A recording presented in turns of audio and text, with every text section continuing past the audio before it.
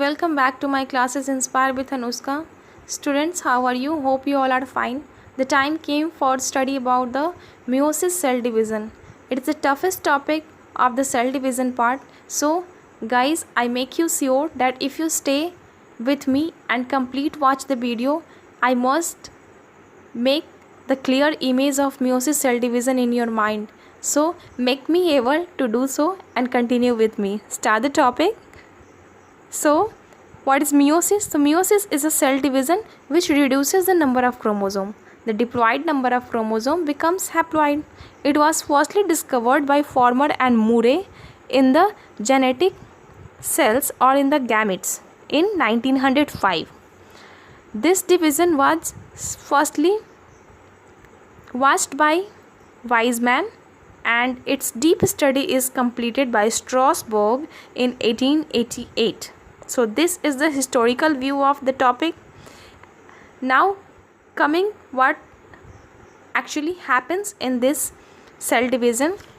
So this is a reduction cell division. It is a kind of nuclear division where the chromosome number is halved from the diploid number, that is 2n, to haploid number, that is n. Like mitosis, it too involves the DNA replication during the interphase in the plant cell, but it follows by a two cycle of nucleus division and cell division known as meiosis 1 and meiosis 2. So, in how many stages does the meiosis process completes? It completes in two ways. In the two steps, that first meiosis 1 will occur and then the next step will be of meiosis 2. Therefore, a single haploid cell gives rise to 4 haploid cells. Meiosis occurs during the formation of sperm or egg in the animal and during the spore formation in the plant. Okay, students. So, let's start with the meiosis 1, that what occurs in the meiosis 1. meiosis 1 में number of chromosomes की संख्या जो होती है वो आधी हो जाती है, इसलिए इसे रिडक्शन डिवीज़न भी कहते हैं. तो meiosis 1 में जो स्टेजेस हैं वो 5 स्टेजेस आते हैं, जो कि है लिप्टोटीन, जाइगोटीन, पैचिटीन, उसके बाद है डिप्लोटीन और डाइकाइनेसिस. तो हम 1 बाई 1 इन सारे स्टेजेस को स्टडी करेंगे. Why not? I am not understanding that why my tongues are getting slip always. So let's start the topic. Prophase 1. meiosis 1 में जो स्टेजेस आते हैं उनको रिडक्शन डिवीज़न कहते हैं, ये हमने अभी जाना. फिर ये रिडक्शन डिवीज़न का जो meiosis 1 का स्टेज है उसमें पहले आते हैं प्रोफेज 1, मेटाफेज 1, एनाफेज 1 और telophase 1. Like just like the mitosis, the process occurs in 4 step, that is prophase, metaphase, anaphase and telophase. And in meiosis 2 also, second is completely like the mitosis cell division, not with the name and with the walk also. So firstly we will clear the stages of prophase 1. It means it's a part of meiosis 1 in which the prophase 1 stage is came and it is completed in 5 stages, that is leptotene, zygotene, pachytene, diplotene and diakinesis. Leptotene में क्या होता है कि गुणसूत्र उलझे हुए पतले धागों की तरह दिखाई पड़ते हैं. इन्हें क्रोमैटिडा कहा जाता है. गुणसूत्रों की संख्या जो होती है वो डिप्लॉइड होती है, यानी 2n के फॉर्म में होते हैं. और जाइगोटीन जो स्टेज है इसमें जो सेम टाइप के क्रोमोसोम्स होते हैं, यानी जो भी सिमिलर टाइप के क्रोमोसोम्स होते हैं वो 7 जोड़े में होते हैं. इन्हें हम लोग साइनैप्सिस कहते हैं. ये जोड़ा बनाते हैं अपना, एक जैसा क्रोमोसोम अपने जैसे क्रोमोसोम को खोजेगा और फिर उसके साथ पेयर अप करेगा और इस प्रोसेस को हम लोग साइनैप्सिस कहते हैं. तो साइनैप्सिस की प्रोसेस कब होती है? जाइगोटीन स्टेज में. सेंट्रियोल्स जो होते हैं वो एक दूसरे से अलग होकर पोल्स पे चले जाते हैं और फिर प्रोटीन एवं आरएनए जो होते हैं उनका सिंथेसिस होता है और इसके फलस्वरूप इसका रिजल्ट ये हो निकलता है कि न्यूक्लियस का जो साइज़ होता है वो बढ़ जाता है. ठीक, तो फिर आप प्रोफेज 1 में जो नेक्स्ट स्टेप है वो तीसरा स्टेप है पैचिटीन का. पैचिटीन इट मीन्स नाम से ही है कि कुछ कंबाइंड होगा, कुछ ज्वाइन हो रहा होगा. ठीक, कोई पैचअप हो रहा होगा. तो फिर प्रत्येक जोड़े गुणसूत्र जो होते हैं वो छोटे और मोटे हो जाते हैं और दो दो भागों में बँट जाते हैं। इस प्रकार दो समजात गुणसूत्र के एक द्विज से अब 4 क्रोमैटिड बन जाते हैं। इनमें 2 मातृ हो जाते हैं और 2 पितृ हो जाते हैं।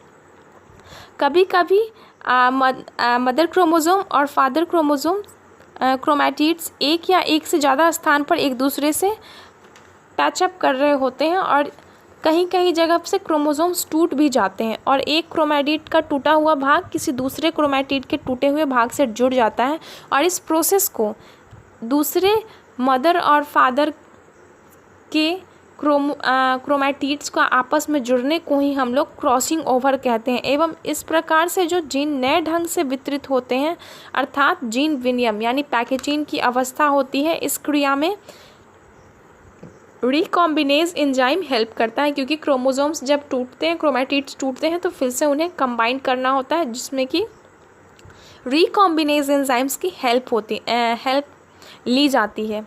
क्रॉसिंग ओवर हमेशा कब होता है? नन सिस्टर क्रोमोसोम्स में होता है, यानी अगर पेरेंटल है तो वो मैटरनल वाले से करेंगे और फैटर्नल है तो वो मैटरनल वाले से, यानी मातृ वाला पितृ वाला से करेगा दूसरे वाले का, और फिर पितृ वाला मातृ वाले से करेगा। तो क्रॉसिंग ओवर हमेशा नन सिस्टर क्रोमोसोम्स में या फिर क्रोमैटिड्स में होती है। The next step for the prophase 1 is diplotene, जिसमें कि समजात गुणसूत्र अलग होने लगते हैं, यानी कि सेम सिस्टर क्रोमोसोम्स अलग होंगे परंतु जोड़े के 2 समुदाय पूर्ण रूप से अलग नहीं हो पाते हैं, क्योंकि वो कहीं ना कहीं एक दूसरे से क्रॉसओवर हुए रहते हैं।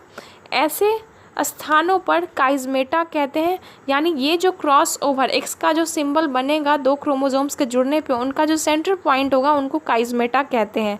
काइज़मेटा की औसत संख्या को बारंबारता यानी कि काइज़मेटा फ्रीक्वेंसी कहते हैं, यानी जितनी बार भी वो क्रॉसओवर हुए होंगे और जहाँ जहाँ हुए होंगे उनको हम लोग काइज़मेटा फ्रीक्वेंसी बोलेंगे, यानी जितनी ज़्यादा संख्या में होगी वो फ्रीक्वेंसी कहलाएगी। काइज़मेटा का अत्यधिक यानी ट्रांसमिनलाइजेशन हो जाता है। बहुत सारे काइज़मेटा फॉर्म होते हैं एक मियोसिस सेल डिवीज़न में, तभी तो क्रोमोसोम्स और कैरेक्टर्स का इधर उधर स्थानांतरण होते रहता है, ट्रांसफ़र होते रहता है।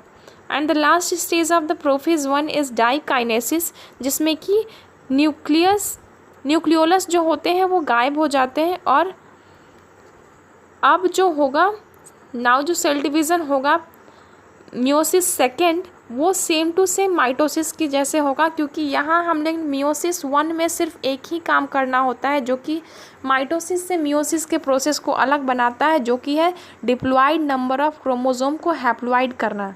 और जब एक बार हैप्लॉइड हो जाए ये नंबर ऑफ क्रोमोसोम, फिर मियोसिस सेकेंड में वही माइटोसिस वाला सेल डिवीज़न कंप्लीट होता है प्रोसेस, ताकि जितने भी क्रोमोसोम्स हमने हाफ किए हैं हैप्लॉइड में लाया है डिप्लॉयड से मियोसिस 1 के बाद मियोसिस सेकेंड के स्टेज में आने तक, इसको इसी तरह से हमको डिवाइड करके फिर 4 गैमेट फॉर्म करना है। 2 गैमेट बनेंगे कब? मियोसिस 1 से और 2 गैमेट मियोसिस सेकेंड से। और इम्पोर्टेंस क्या हुआ मियोसिस 1 का कि मियोसिस 1 में नंबर को रिड्यूस किया गया, क्रोमोसोम के नंबर को रिड्यूस किया गया, यानी डिप्लॉयड से हैप्लॉइड किया गया। अगर ये हम हैप्लॉइड नहीं करते तो फिर जो नया स्पेसीज बनता वो कोई और ही स्पेसीज हो जाता, उसके नंबर ऑफ क्रोमोसोम्स अलग हो जाते। ठीक, सो मियोसिस सेल डिवीज़न हमेशा गैमेट सेल्स में होता है, हमेशा स्पर्म और ओवम को बनाने में होता है, या फिर प्लांट्स में स्पोर फॉर्मेशन के समय होता है, ताकि जब 2 गैमेट आपस में मिलेंगे हाफ हाफ गुण वाले, तभी पूरे मिलके अपने टाइप के अपने स्पेसीज के न्यू ऑफस्प्रिंग्स पैदा करेंगे। सो मियोसिस का एक खासियत है, सिग्निफिकेंस है कि मियोसिस हमेशा जेनेटिक वेरिएशन लाता है, यानी कि सेम टू सेम पेरेंट्स जैसे बच्चे नहीं होते हैं, बच्चे माता पिता दोनों के गुण वाले होते हैं। यानी meiosis provides opportunity for the new combination of the genes to occur in the gametes leading to the genetic variation in the offspring produced by the fusion of the gamete. Meiosis does this in 2 ways, that is independent assortment of the chromosome and by the crossing over, like in the meiosis 1. And the second significance of the sexual reproduction, significance of the meiosis is the sexual reproduction. यानी during fertilization the nucleus of the two gamete cells fuses. Each gamete has one set of chromosomes. The production of fusion of gametes or zygote which has two set or chromosomes. This makes meiosis the basis for the sexual reproduction among all the organisms. So students, it's a very typical topic and I tried to acknowledge you with this topic, and I think I may be able or disabled, I don't know, but please put it in the comment section that whatever I tried to give it to you, have you gotten that or not. Please students, it's very important for me to give to get the feedback. If you like this video, then please press the like button, share it with your friends and subscribe my channel. Thank you so much.